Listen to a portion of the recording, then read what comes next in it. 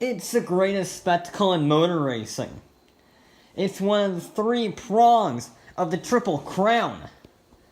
And it's the largest spectator event in the world. The Indy 500.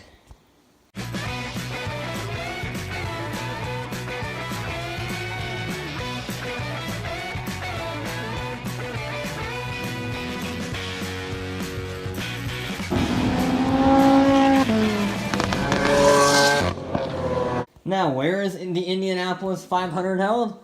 At Indianapolis Motor Speedway, which was built 110 years ago. And it was initially made out of just some dirt and some tar. And it held a few endurance races and a few motorbike races, but then it gained its iconic nickname, the Brickyard. Why? Because they wanted to pave it with 3.2 million bricks. That is a lot of bricks.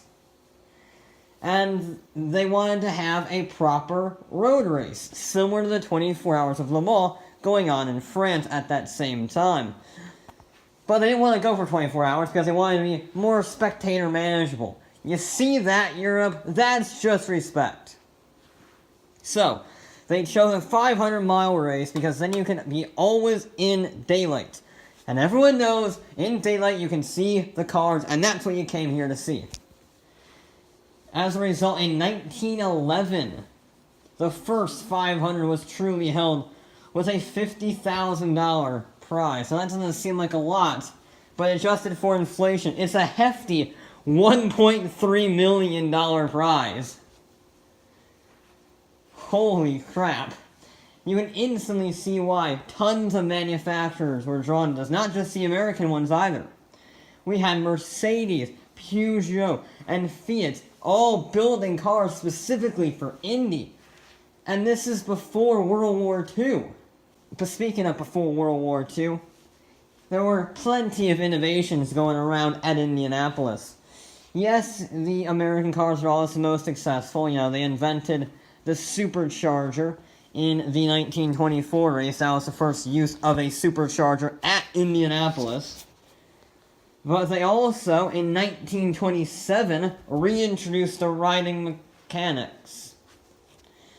I'm not kidding. They actually had, from in the early years, and then they stopped using them, then they started using them again. People who stood on the cars while they raced to make sure everything worked properly. That sounds incredibly terrifying. And then they had to take a bit of a break because of this irritating thing called World War I. Then they had to take another break because of this irritating thing called World War II. And then we get back to obviously the most important machine in the history of Indianapolis. The Offenheiser engine. The Offy, as it was nicknamed, was ran by Offenheiser Racing. Now it started off as just a little 4-cylinder with 420 horsepower in the 1950s. That's a lot for a 4-cylinder. But then, turbocharging became a thing, and they boosted that power way up to 770 horsepower. The final iteration of this engine, almost 30 years after it was created, had 44.3 psi of boost, and made over 1,000 horsepower. And you would think with such ridiculous power figures and such reliability and longevity, it would be rather successful. And you would be right. From 1937 to 1978, Offenheiser engines won 27 Indy 500s, including 18 in a row. That is 18 solid years of an Offy engine winning. That is a record hitherto unbeaten today. And then, we head into Formula 1. Now, many of you will be surprised by this, but Formula 1 actually included the Indianapolis 500 as part of their driver's calendar. And there were a few very successful cars like the Maserati 8 CTF, which became the first car to win twice in a row at Indianapolis, with driver Wilbur Shaw winning in 1939 and 1940. This thing was a beast, had 365 horsepower in 1939, and it weighed just 1,700 pounds. That's ridiculous. And then Lotus came in with the 38.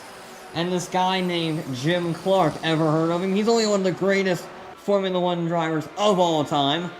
And that 38 made 500 horsepower and won the Indy 500 in 1965. And then things got even crazier. You see, while Le Mans and Formula One were generally struggling in the 70s for attendance due to the fuel crisis, Indianapolis, well, it was just getting bigger.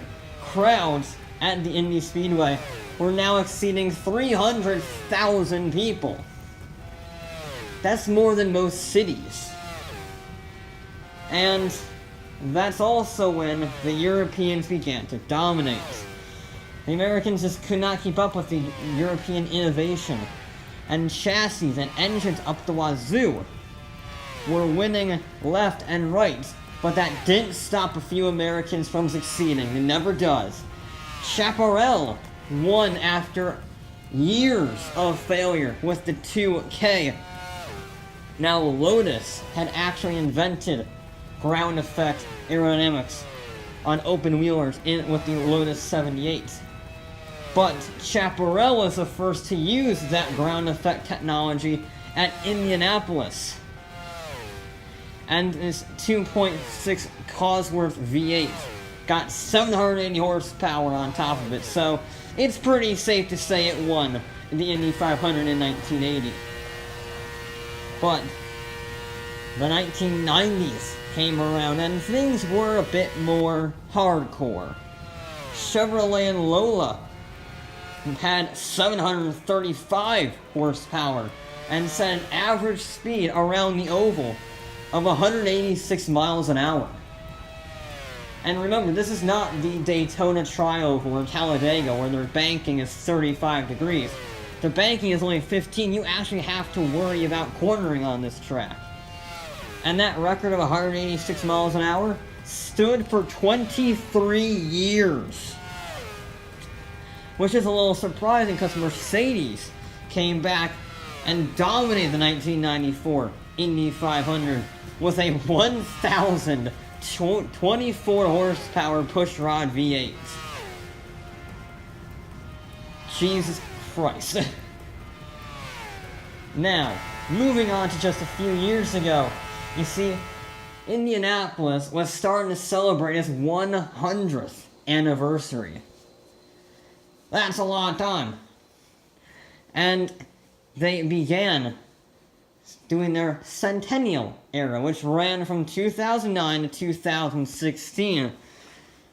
And 2016 was by far one of the most spectacular Indy races of this decade, with not only a dramatic finish, but also one hell of a spectacular crash that really highlights the safety and innovation of these Indy cars.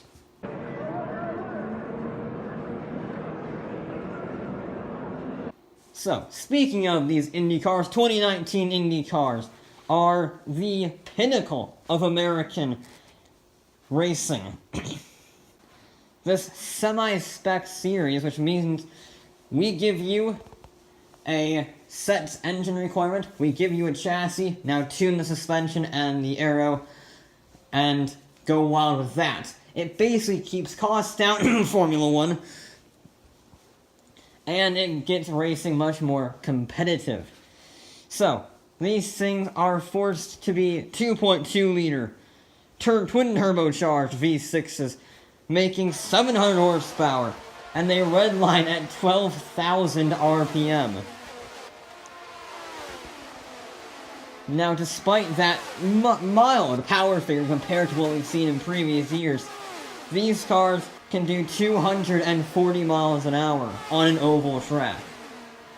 And they do 0 to 60 in 2.1 seconds for a rear-wheel drive car.